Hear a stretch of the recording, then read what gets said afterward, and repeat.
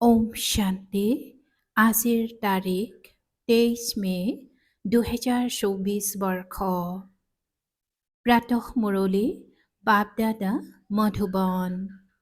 আজিৰ পিতাৰ অমৃতবাণী হৈছে, মৰমৰ সন্তানসকল, তোমালোক কেতিয়াও বিঘ্নৰূপ হ'ব নালাগে।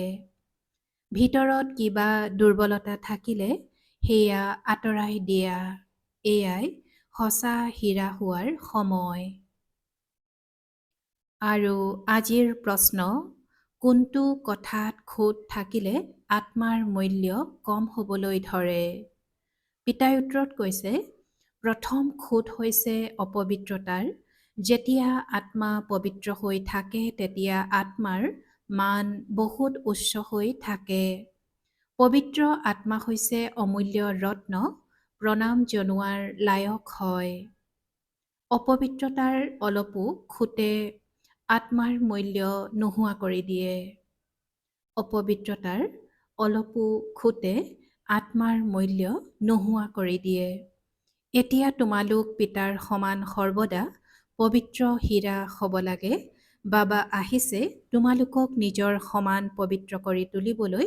পবিত্ৰ সন্তানসকলকহে এজন পিতাৰ স্মৃতিয়ে ব্যাকুল কৰি তুলিব।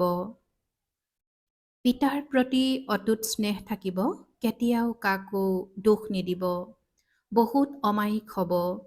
ওম শান্তি। দুবাৰ ওম শান্তি বুলিও ক'ব পাৰা। সন্তানসকলেও জানে আৰু বাপদাদায়ো জানে। ওম শান্তিৰ অৰ্থ হ'ল, মই আত্মা শান্তস্বৰূপ। আৰু যথাযথ শান্তিৰ সাগৰ, সুখৰ সাগৰ, পবিত্ৰতাৰ সাগৰ পিতাৰ সন্তান হওঁ।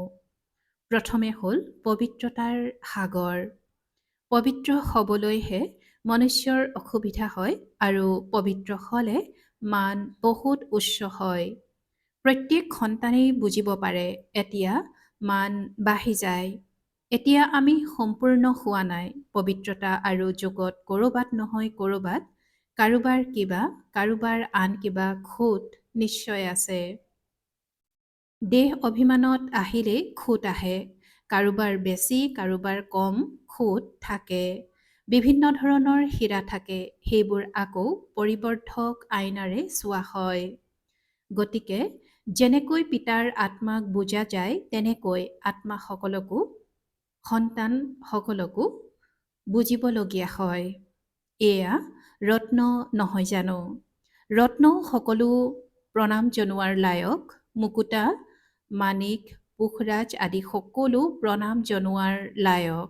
সেইকাৰণে সকলো বিভিন্ন প্ৰকাৰৰ ৰখা হয়। পুৰুষাৰ্থ অনুসাৰে হয় নহয়। বুজি পাই যে বেহদৰ পিতা হ'ল অবিনাশী জ্ঞানৰত্নৰ বেপাৰী, তেওঁ এজনেই। ৰত্নৰ বেপাৰী বুলিও তেওঁক নিশ্চয় ক'ব, জ্ঞানৰত্ন দিয়ে নহয় জানো? জ্ঞানৰত্ন দিয়ে নহয়, আকৌ ৰথো হৈছে ৰত্নৰ বেপাৰীৰ। তেওঁ ৰত্নৰ মূল্য বুজি পায়। ৰত্নবোৰ ভালকৈ পৰিৱৰ্ধক আইনাৰে চাবলগীয়া হয়। ইয়াত কিমানখিনি খুঁত আছে? এইটো কি ৰত্ন? কিমানলৈকে সেৱাৰ যোগ্য হয়? অন্তৰে ৰত্ন চাবলৈ বিচাৰে। ভাল ৰত্ন হ'লে সেয়া বহুত মৰমেৰে চাব। এইটো বৰ ভাল। ইয়াকতো সোণৰ টেমাত ৰাখিব লাগে। পুখৰাজ আদি সোণৰ টেমাত ৰখা নহয়। ইয়াতো যেন বেহদৰ ৰত্ন হৈ যায়। প্ৰত্যেকে নিজৰ অন্তৰক জানে, মই কোন প্ৰকাৰৰ ৰত্ন হওঁ। মোৰ ভিতৰত কোনো খুঁতটো নাই। যেনেকৈ ৰত্নবোৰ ভালকৈ চোৱা হয়, তেনেকৈ প্ৰত্যেককে চাবলগীয়া হয়। তোমালোক হলা শ্ৰোতন্য ৰত্ন, সেইকাৰণে প্ৰত্যেকে নিজক চাব লাগে, মই কিমানলৈকে সবস্পৰি, নীলমপৰি হৈছোঁ। যেনেকৈ ফুলৰ ভিতৰতো কোনোবা সৰ্বদা গোলাপ, কোনোবা আন কিবা হয়। তোমালোকৰ মাজতো ক্ৰম অনুসাৰে আছে। প্ৰত্যেকে নিজক ভালকৈ জানিব পাৰে। নিজক চোৱা, গোটেই দিনটোত কি কৰিলোঁ, বাবাক কিমান স্মৰণ কৰিলোঁ। এয়াও পিতাই কৈছে যে গৃহস্থালীত থাকি পিতাক স্মৰণ কৰিব লাগে। বাবাই নাৰদকো ক'লে, নিজৰ চেহেৰা চোৱা। এয়াও এটা দৃষ্টান্ত। তোমালোক যিসকল সন্তান আছা প্ৰত্যেকে নিজক ভালদৰে চাব লাগে। পৰীক্ষা কৰিব লাগে যে যিজন পিতাৰ দ্বাৰা আমি হীৰাতুল্য হওঁ তেওঁৰ প্ৰতি মোৰ প্ৰীতি কিমানলৈকে আছে। অন্যফালে বৃত্তিটো নাযায়, কিমানলৈকে মোৰ দৈবী স্বভাৱ আছে। স্বভাৱেও মনুষ্যক বহুত কষ্ট দিয়ে। প্ৰত্যেকেই তৃতীয় নেত্ৰ পাইছা, তাৰি নিজক পৰীক্ষা কৰিব লাগে কিমানলৈকে মই পিতাৰ স্মৃতিত থাকোঁ, মোৰ স্মৃতি কিমানলৈকে পিতাৰ ওচৰলৈ যায়। তেওঁৰ স্মৃতিত থাকি একেবাৰে ৰোমাঞ্চিত হ'ব লাগে। কিন্তু পিতাই নিজে কয় মায়াৰ বিঘিনি এনেকুৱা যে আনন্দিত হ'বলৈ নিদিয়ে। সন্তানসকলে জানে এতিয়া আমি সকলো পুৰুষাৰ্থী। পিতাই যি সন্তানসকলৰ কথা কৈছে যে সন্তানসকলে জানে যে এতিয়া আমি সকলো পুৰুষাৰ্থী। ফলাফলটো শেষৰ ফালে ওলাব। নিজক পৰীক্ষা কৰিব লাগে। খুঁত আদি এতিয়া তোমালোকে আঁতৰাব পাৰা। একেবাৰে বিশুদ্ধ হীৰা হ'ব লাগে। যদি অলপো খুঁত থাকে তেন্তে বুজিবা যে আমাৰ মূল্য কম হ'ব, ৰত্ন হোৱা নহয়। পিতাইটো বুজায় সন্তানসকল সৰ্বদা পবিত্ৰ মূল্যৱান হীৰা হোৱা উচিত। পুৰুষাৰ্থ কৰাবলৈ পিতাই বিভিন্ন প্ৰকাৰে বুজায়। আজি যুগৰ সময়ত মাজতে বাপ দাদা চন্দিলৰ পৰা উঠি সভাৰ মাজত পৰিক্ৰমা লগায়। প্ৰতিগৰাকী সন্তানৰ সৈতে দৃষ্টিৰে সাক্ষাৎ কৰি আছিল। বাবা আজি কিয় উঠিল? এইটো চাবলৈ যেন কোন কোন সেৱাৰ যোগ্য সন্তান আছে, কাৰণ কোনোবা ক'ত বহি থাকে। সেইকাৰণে বাবা উঠি আহি এজন এজনক চালে এওঁৰ কি গুণ আছে, এওঁৰ কিমান প্ৰীতি আছে। সকলো সন্তান সন্মুখত বহি আছে, সেইকাৰণে সকলো বৰ মৰমৰ। কিন্তু এইটো নিশ্চয় হয় যে পুৰুষাৰ্থৰ ক্ৰম অনুসৰিহে মৰমৰ হ'ব। পিতাই জানে কাৰ কি খুঁত আছে, কিয়নো যিটো শৰীৰত পিতাই প্ৰৱেশ কৰিছে তেওঁ নিজক পৰীক্ষা কৰে। এয়া বাপ দাদা দুয়োগৰাকী একত্ৰিত হৈ আছে নহয়। যিয়ে যিমান আনক সুখ দিয়ে, কাকো দুখ নিদিয়ে, তেওঁ লুকাই থাকিব নোৱাৰে। গোলাপ মুকুতা কেতিয়াও লুকাই থাকিব নোৱাৰে। পিতাই সন্তানসকলক সকলো বুজাই আকৌ সন্তানসকলক কয় মা মেকম, অৰ্থাৎ কেৱল মোক স্মৰণ কৰা, তেতিয়া তোমালোকৰ খাদ অশুদ্ধি আঁতৰি যাব। স্মৰণ কৰাৰ সময়ত গোটেই দিনটোত যি কৰিলা সেয়াও চাব লাগে। মোৰ কি অৱগুণ আছে যাৰ বাবে বাবাৰ অন্তৰত ইমানকৈ অধিষ্ঠিত হ'ব নোৱাৰোঁ। মোৰ কি অৱগুণ আছে যাৰ বাবে বাবাৰ অন্তৰত ইমানকৈ অধিষ্ঠিত হ'ব নোৱাৰোঁ। অন্তৰত অৰ্থাৎ সিংহাসনত। সেইকাৰণে পিতা উঠি আহি সন্তানসকলক চাইছে। মোৰ সিংহাসনৰ অধিকাৰী কোন কোন হ'ব যেতিয়া সময় সমীপত আহে, তেতিয়া সন্তানসকলে তৎক্ষণাৎ গম পাই যায়। মই কিমান দূৰ উত্তীৰ্ণ হ'ম, অনুত্তীৰ্ণ হ'বলগীয়া সকলে আগতেই গম পাই যায় যে মই কম নম্বৰ পাম। তোমালোকেও বুজি পোৱা যে মইতো নম্বৰ পাব লাগে। আমি বিদ্যাৰ্থী হওঁ কাৰ? ভগৱানৰ। জানে যে তেওঁ এই দাদাৰ দ্বাৰা পঢ়ায়, তেন্তে কিমান আনন্দিত হ'ব লাগে।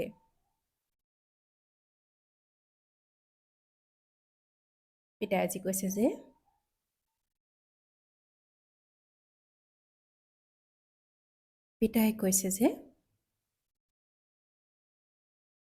স্মৰণ কৰাৰ সময়ত গোটেই দিনটোত যি কৰিলা সেয়াও চাব লাগে।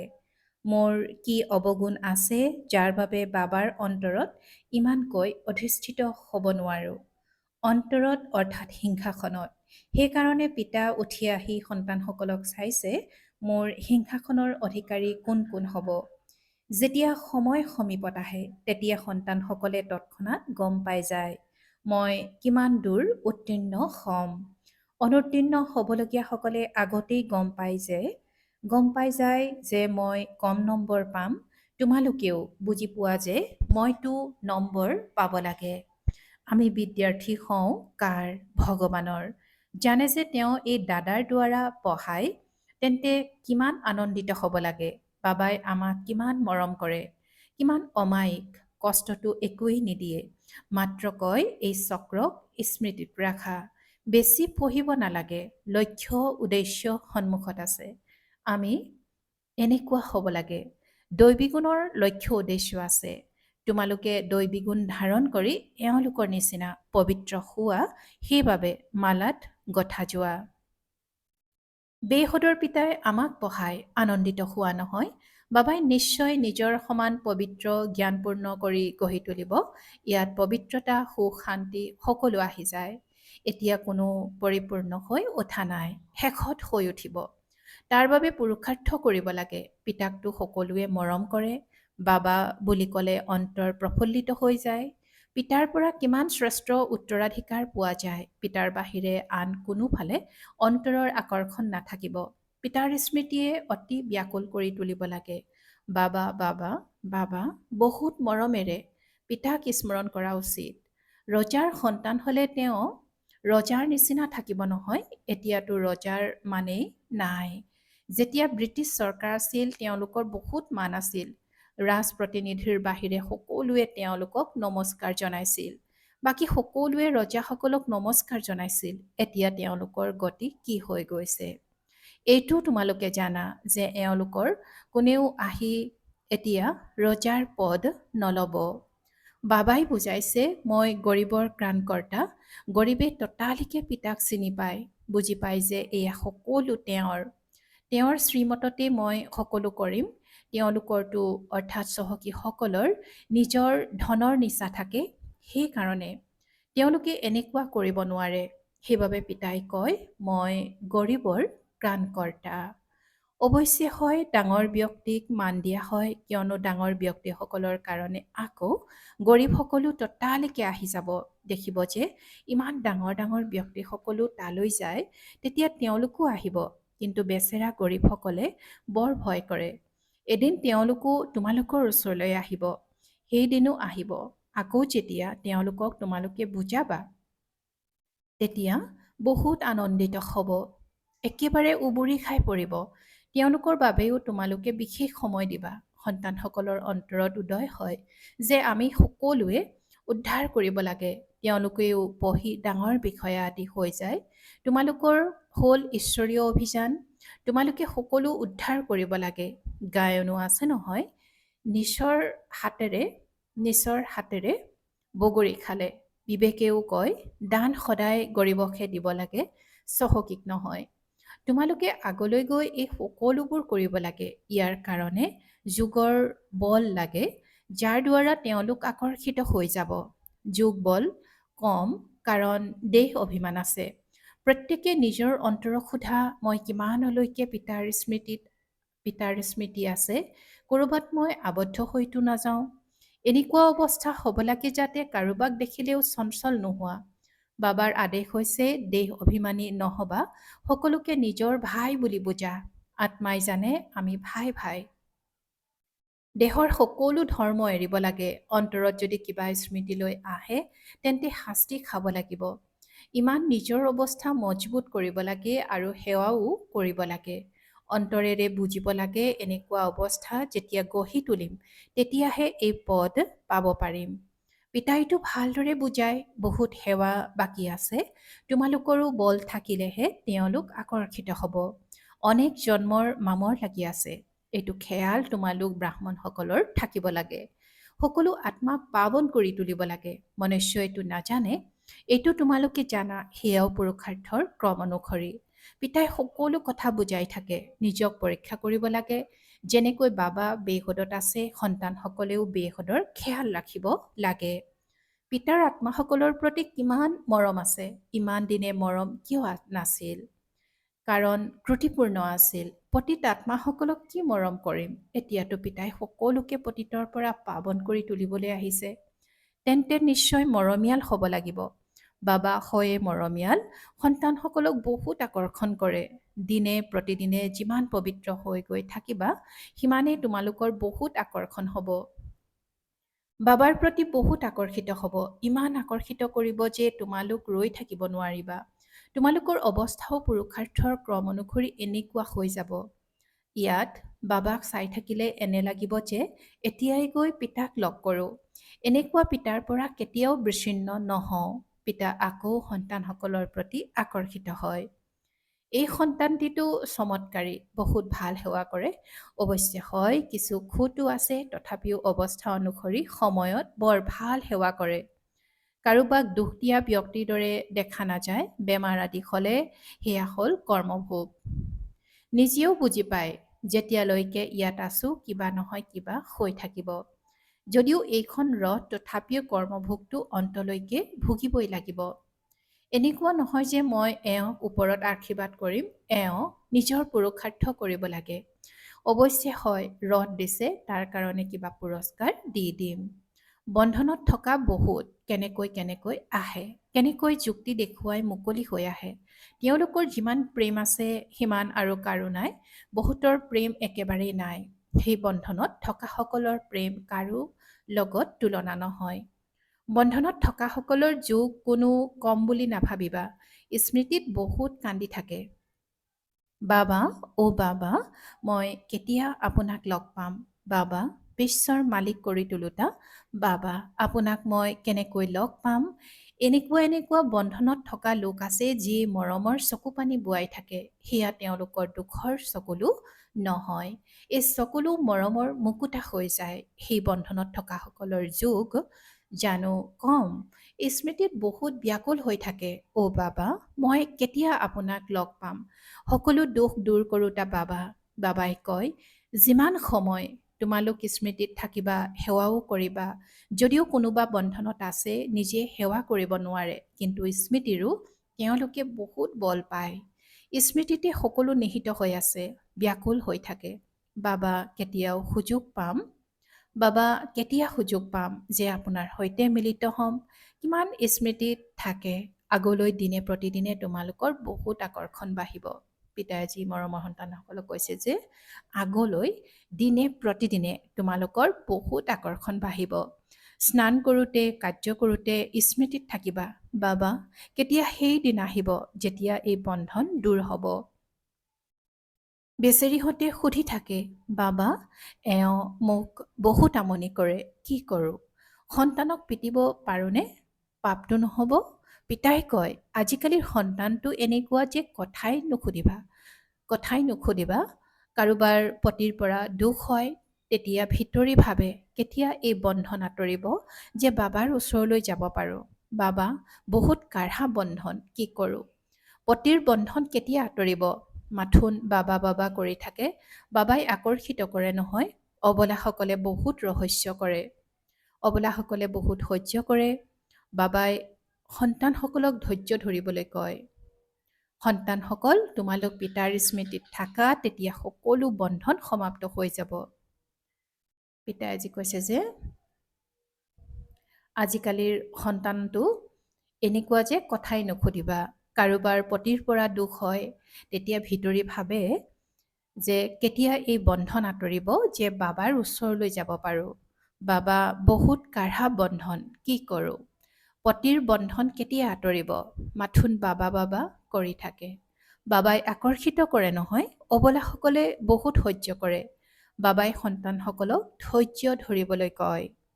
সন্তানসকল, তোমালোক পিতাৰ স্মৃতিত থাকা, তেতিয়া সকলো বন্ধন সমাপ্ত হৈ যাব। ভাল বাৰু। অতি মৰমৰ কল্পৰ পাছত পুনৰাই মিলিত হোৱা সন্তানসকলৰ প্ৰতি মাতা পিতা বাপ দাদাৰ স্নেহপূৰ্ণ স্মৰণ আৰু সুপ্ৰভাত। আত্মিক পিতাৰ আত্মিক সন্তানসকলক নমস্কাৰ। আৰু আত্মিক সন্তানসকলৰ আত্মিক মাত পিতা আৰু বাপ দাদাৰ প্ৰতি স্নেহপূৰ্ণ স্মৰণ আৰু সুপ্ৰভাত আৰু নমস্কাৰ নমস্কাৰ নমস্কাৰ। আৰু আজিৰ ধাৰণাৰ বাবে মুখ্য সাৰ। প্ৰথমতে নিজক পৰীক্ষা কৰিব লাগে যে মোৰ কোনো অৱগুণটো নাই। কিমানলৈকে মোৰ স্মৃতি পিতাৰ ওচৰ গৈ পায়? মোৰ স্বভাৱ দৈৱী স্বভাৱ হয়নে? বৃত্তি অন্যফালে ভ্ৰমিটো নুফুৰে? দ্বিতীয়তে, এনেকুৱা মৰমীয়াল হ'ব লাগে যাতে পিতা আকৰ্ষিত হৈ থাকে। সকলোকে সুখ দিব লাগে। মৰমেৰে পিতাক স্মৰণ কৰিব লাগে। আৰু আজিৰ বৰদান। সংগীক সদায় লগত ৰাখি সহযোগৰ অনুভৱ কৰোঁতা সংযুক্ত ৰূপধাৰী হোৱা। সংগীক সদায় লগত ৰাখি সহযোগৰ অনুভৱ কৰোঁতা সংযুক্ত ৰূপধাৰী হোৱা। আৰু আজিৰ বৰদানৰ ব্যাখ্যা: সদায় মই আৰু পিতা এনেকৈ সংযুক্ত হৈ থাকা যাতে কোনেও পৃথক কৰিব নোৱাৰে। কেতিয়াও নিজক অকলশৰীয়া বুলি নাভাবিবা। অবিনাশী সংগ দিওঁতা বাপ দাদা তোমালোক সকলোৰে সংগী হয়। বাবা বুলি ক'লা আৰু বাবা হাজিৰ। মই বাবাৰ আৰু বাবা মোৰ। বাবা হৈছে তোমালোকৰ সকলো সেৱাত সহযোগ দিওঁতা, মাত্ৰ নিজৰ সংযুক্ত স্বৰূপৰ আত্মিক নিচাত থাকা। মাত্ৰ নিজৰ সংযুক্ত স্বৰূপৰ আত্মিক নিচাত থাকা। আৰু আজিৰ শ্লোগান: সেৱা আৰু স্ব-উন্নতি দুয়োটাৰে সন্তুলন থাকিলে সদায় সফলতা প্ৰাপ্ত হৈ থাকিব। সেৱা আৰু স্ব-উন্নতি দুয়োটাৰে সন্তুলন থাকিলে সদায় সফলতা প্ৰাপ্ত হৈ থাকিব। ওম শান্তি। আনন্দৰূপী সম্পদেৰে সম্পন্ন সৌভাগ্যৱান আৰু প্ৰসন্নচিত্ত হ'বলৈ আজিৰ অব্যক্ত সংকেত। আনন্দৰূপী সম্পদেৰে সম্পন্ন সৌভাগ্যৱান আৰু প্ৰসন্নচিত্ত হ'বলৈ আজিৰ অব্যক্ত সংকেত। যদি কেতিয়াবা কোনো কথাত মায়াৰ দ্বাৰা প্ৰতাৰিত হোৱা, তেন্তে প্ৰতাৰিত হোৱাৰ চিন হৈছে দুখৰ লহৰ। যদি অলপো দুখৰ লহৰ সংকল্পটো আহে, তেন্তে নিশ্চয় ক'ৰবাত প্ৰতাৰিত হৈছা। গতিকে পৰীক্ষা কৰা যে কোনটো কথাত প্ৰতাৰিত হ'লা। কিয়? দুখৰ লহৰ আহিল, সুখদাতাৰ সন্তান হোৱা, গতিকে সপোনটো যাতে সুখ আহে, সপোনতো যাতে সুখ আহে, আনন্দৰ সেৱাৰ মিলন উদযাপন কৰাৰ সপোন দেখা। সংস্কাৰো পৰিৱৰ্তন হৈ গ'ল, গতিকে সপোনো পৰিৱৰ্তন হৈ গ'ল। ওম শান্তি।